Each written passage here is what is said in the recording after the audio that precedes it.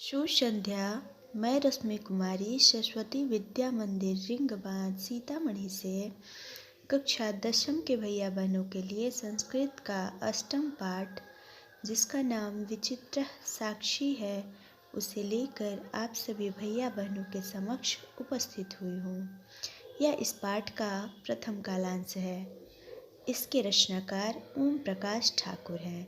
पाठ पढ़ने से पहले शब्दार्थों को जानते हैं।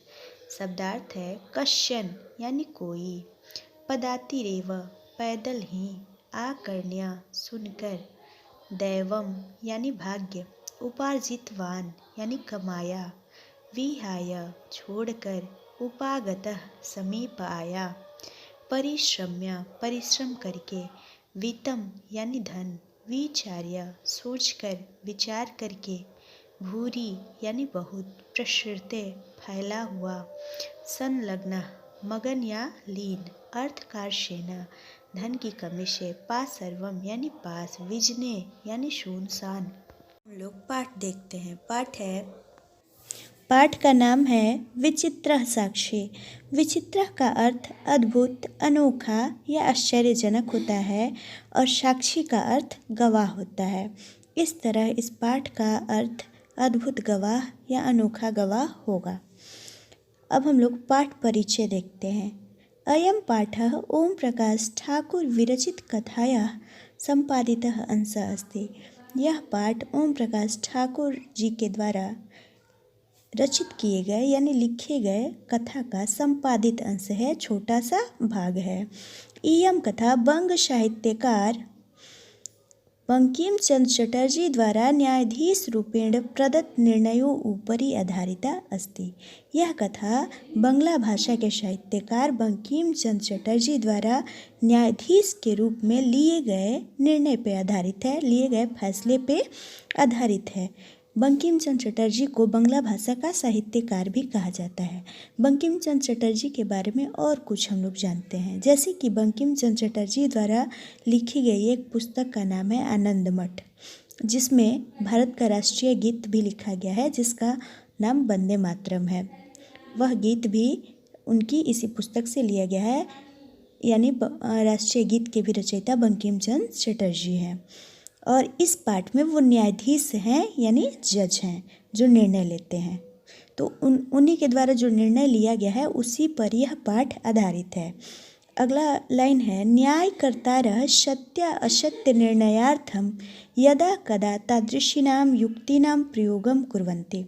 न्यायकर्ता रहे यानी न्याय करने वाले जो न्यायाधीश होते हैं वो सत्य असत्य निर्णयार्थम यानी सच और झूठ के निर्णय के लिए, सत्य असत्य, असत्य यानी झूठ और सत्य यानी सच, सच या और झूठ के निर्णय के लिए यदा कदा कभी कभी तादृशीनाम युक्तिनाम प्रयोगम कुर्वन्ति, वैसी युक्ति का प्रयोग करते हैं, वैसे उपाय का प्रयोग करते हैं।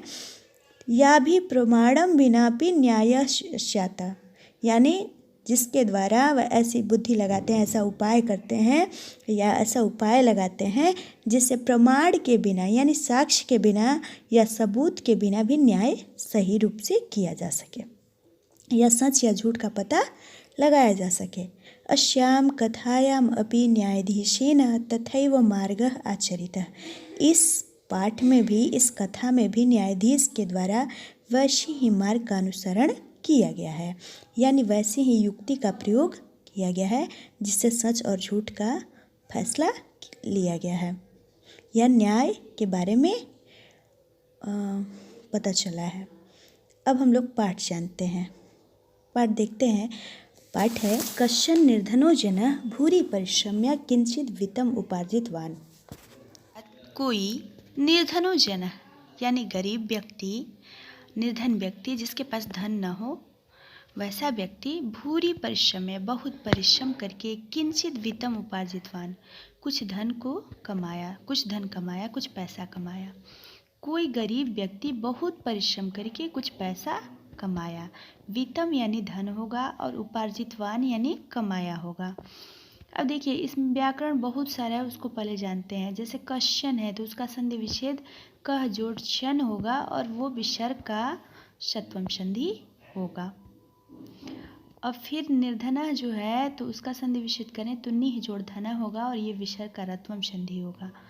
भूरी यानी बहुत होगा, वो अव्यय होगा। परिश्रम्य जो है उसका प्रकृति प्रत्यय विच्छेद परि जोड़ श्रम जोड़ ल्यप होगा, जिसका अर्थ परिश्रम करके होगा। किंचित का संधि विच्छेद किम जोड़ चित होगा। वितम उपार्जितवान का संधि विच्छेद वितम जोड़ उपार्जितवान होगा।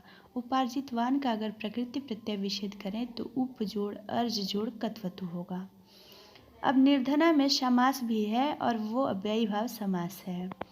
धनानाम अभाव या धनस्य अभाव लिख सकते हैं इसका विग्रह। अगला लाइन देखते हैं। तेन वीतेन स्वपुत्रम एकस्मिन् महाविद्यालये प्रवेशं दापयितुं सफलो जातः।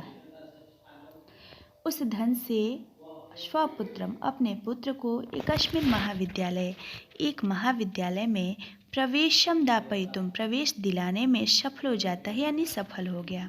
यानी जो गरीब व्यक्ति था उसने बहुत परिश्रम करके कुछ पैसा कमाया और उस पैसे से अपने पुत्र को एक महाविद्यालय यानी कॉलेज में प्रवेश दिलाने में सफल हो गया। तत्तनयः तत्रैव छात्रावासे निवसन अध्ययने संलग्नः सम्भूतः।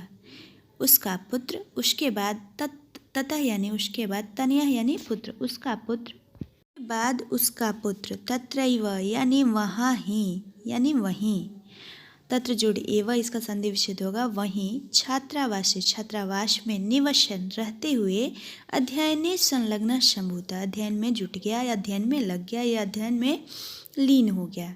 उसके बाद उसका पुत्र वहीं छात्रावास में रहते हुए अध्ययन में संलग्न हो गया।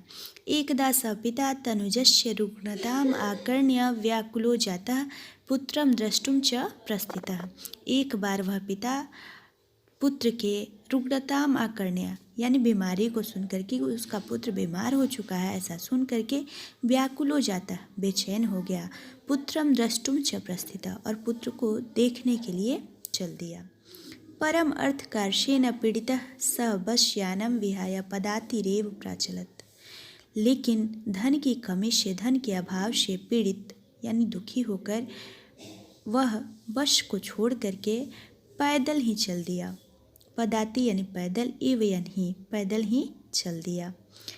उसके पास पैसे नहीं थे इससे वो दुखी था और उसने जो बस जा रही थी वहाँ पे उस बस से ना जा कर के वह पैदल ही वहाँ जाने के लिए तैयार हो गया और पैदल ही यात्रा करने लगा। अब हम लोग कुछ व्याकरण देखते हैं।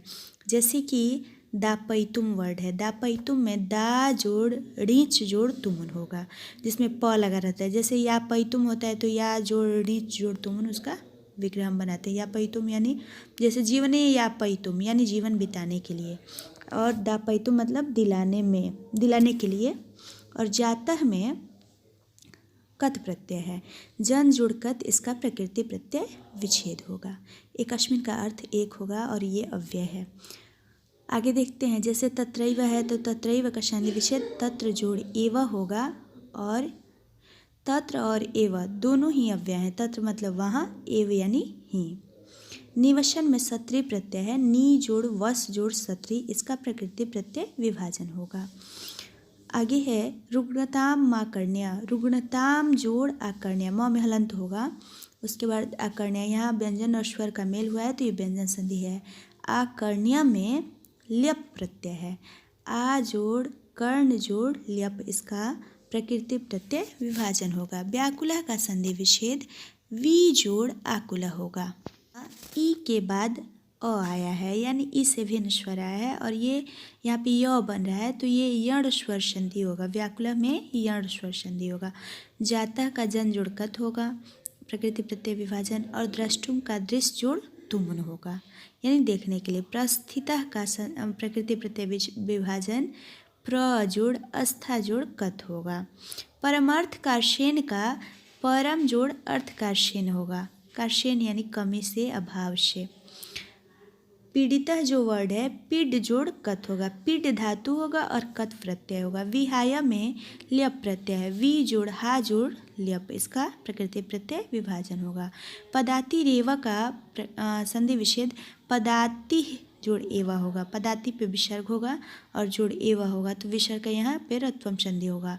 प्राचलत का संधि विच्छेद प्र जोड़ अचलत होगा। अब आगे देखते हैं, अगला जो लाइन है उसे हम लोग देखते हैं। सब जो भी व्याकरण बताया जा रहा है सब लोग अपने अपने नोटबुक में उसे नोट कर लेंगे, लिख लेंगे, कुछ भी छोड़ना नहीं है। अभी ऊपर हम लोग जो युक्ति पद देखे उसका प्रकृति प्रत्यय विभाजन करें तो यूज जोड़ कितिन होगा। फिर यदा कदा जो है, यदा मतलब जब होता है, कदा मतलब कब होता है, अलग अलग अर्थ लगाते हैं। तो ये दोनों अव्यय हैं, ये कभी भी बदलते नहीं है। कभी भी किसी भी काल पुरुष वचन में जो ना बदले उसे अव्यय कहते हैं। प्रदत्त निर्णयो ऊपरी का संधि विच्छेद प्रदत्त निर्णय जोड़ ऊपरी होगा, ये विसर्ग का उत्तम संधि है। संपादिता जो वर्ड है उसमें कत प्रत्यय सम जोड़ पाद जोड़ कत होगा, इसका प्रकृति प्रत्यय विभाजन। अगला जो वर्ड है विनापि, बिना जोड़ अपि होगा। फिर तथैवा का तथा जोड़ एवा होगा। कथायाम अपि का कथायाम जोड़ अपि होगा। युक्ति में यूज जोड़ कितिन होगा। जो पैराग्राफ है उसको हम लोग पढ़ते हैं। अगला पैराग्राफ है पदाति क्रमेण संचलन सायं समय अपि असौ गंतव्याद दूरे आशित। पैदल चलने के क्रम में यानी लगातार वो पैदल चलते हुए सायं यानी शाम को, समय अपि असौ शाम के समय में भी वह, असौ यानी वह, गंतव्याद दूरे आशित अपने गंतव्य स्थान से यानी जहाँ उसे जाना था उससे दूर ही था, वहाँ पहुँचा नहीं था और शाम का समय हो गया था। क्योंकि वो पैदल चल रहा था इसलिए वो धीरे धीरे, उसकी चाल तो तेज़ थी पर ज़्यादा दूरी तय नहीं हो पा रही थी। अगला लाइन है निशा अंधकारे प्रसृते विजने प्रदेशे पदयात्रा न शुभा आवह एवं विचार्य स पार्श्व स्थिते ग्रामे रात्रि निवासं कर्तुं कंचिद गृहस्थम उपागतः। निशा अंधकारे यानी रात्रि के अंधकार में, प्रसृते विजने यानी शूनसान, रात्रि का अंधकार जो फैला हुआ था वैसे शूनसान प्रदेश में पद यात्रा कल्याणप्रद नहीं होती है, शुभ नहीं होती है।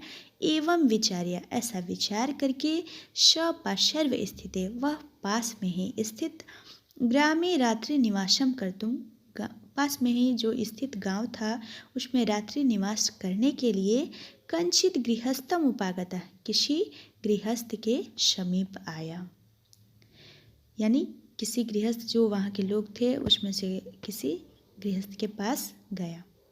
करुणा परो गृही तस्मै आश्रयम प्रायक्षत। वह गृही जो था यानी वह जो गृहस्थ था वह दयालु था, दूसरों पे दया करने वाला था, इसलिए उसने इसको आश्रय दे दिया, सहारा दे दिया या अपने घर में रहने के लिए जगह दे दिया। अब हम लोग इसका व्याकरण देखते हैं। जैसे कि संचलन वर्ड है, संचलन में सम जोड़ चल जोड़ सत्री होगा, ये प्रकृति प्रत्यय विभाजन है। का अर्थ चलते हुए होगा। अब समय अप्य असौ जो वर्ड है उसका संधि विच्छेद समय जोड़ अपि जोड़ असौ होगा। असौ का अर्थ वह होता है। गंतव्यात जो वर्ड है उसमें गम जोड़ तव्यत है, ये प्रत्यय का पंचमी विभक्ति से रूप लिया गया है, इसीलिए गंतव्यात दिया गया है। अगला है निशा अंधकारे, इसमें षष्ठी तत्पुरुष समास है और इसका जो विग्रह होगा वो है निशायः अंधकारे। चूँकि निशा का रूप लता पे चलेगा तो लता का षष्ठी विभक्ति में लताया होता है, इसीलिए निशा का निशाया होगा। और निशाया अंधकारे इसका प्रकृति, चूँकि इस निशाया अंधकारे इसका समास विग्रह होगा। अगला देखते हैं कि शुभ जोड़ आवाह, इसका संधि विच्छेद होगा शुभावाह का। विचार्य में ल्यप प्रत्यय है, वी जोड़ चर जोड़ ल्यप होगा। अगला वर्ड है कर्तुम, कर्तुम में क्री जोड़ तुमुन है, जिसका अर्थ करने के लिए होगा। कंचित पे का संधि विच्छेद कम जोड़ चित होगा। गृहस्थम उपागतः का संधि विच्छेद गृहस्थम जोड़ उपागतः होगा। और उपागतः जो वर्ड है उसका अगर प्रकृति प्रत्यय विभाजन करें तो उप जोड़ आ जोड़ गम जोड़ कत होगा। करुणा परह का संधि विच्छेद करुणा जोड़ अपरह होगा। अपरह यानी दूसरा होता है और करुणा यानी दया, दूसरों पर दया दिखाने वाले को करुणा परह कहते हैं। अगला है प्रायक्षत। प्रायक्षत का प्र जोड़ अयक्षत संधि विच्छेद होगा। विचित्रा में टाप प्रत्यय है। विचित्र जोड़ टाप, इसका प्रकृति प्रत्यय विभाजन होगा। यह भी लाइन देखते हैं, जैसे है विचित्रा दैवगति। दैवम यानी भाग्य, गति यानी चाल। भाग्य की जो चाल होती है वो अनोखी होती है। विचित्रा यानी अनोखी, अद्भुत। भाग्य की गति अनोखी होती है या अद्भुत होती है। अब देखिए, दैवम यानी तो भाग्य होगा। गति में कितिन प्रत्यय, गम जोड़ कितिन, इसका प्रकृति प्रत्यय विभाजन होगा। और विचित्रा में टाप प्रत्यय, विचित्र जोड़ टाप, इसका प्रकृति प्रत्यय विभाजन होगा। अगला लाइन है तस्यामेव रात्रौ तस्मिन् गृहे कश्चन चोरः गृहाभ्यन्तरं प्रविष्टः। उस ही के तस्यामेव रात्रौ तस्मिन् गृहे कश्चन चोरः गृहाभ्यन्तरं प्रविष्टः। उस ही, तस्याम जोड़ एव, उस ही, रात्रौ यानी रात में, रात्रौ अस्मिन् पदे सप्तमी विभक्ति एक वचन। उस ही रात में, तस्मिन् गृहे उसके घर में, कश्चन चोरः कोई चोर, गृहाभ्यन्तरम घर के अंदर, प्रविष्टम यानी प्रवेश कर गया। जहाँ पे वह अतिथि ठहरा था उसी घर में उसी दिन रात को कोई चोर घर के अंदर प्रवेश कर गया। अब हम लोग जो अगला पैराग्राफ है वो अगले वीडियो में देखेंगे, और जितना भी व्याकरण बताया गया सब लोग अपने नोटबुक में नोट कर लेंगे और उसे याद भी कर लेंगे, समझ भी लेंगे। आज के लिए बस इतना है।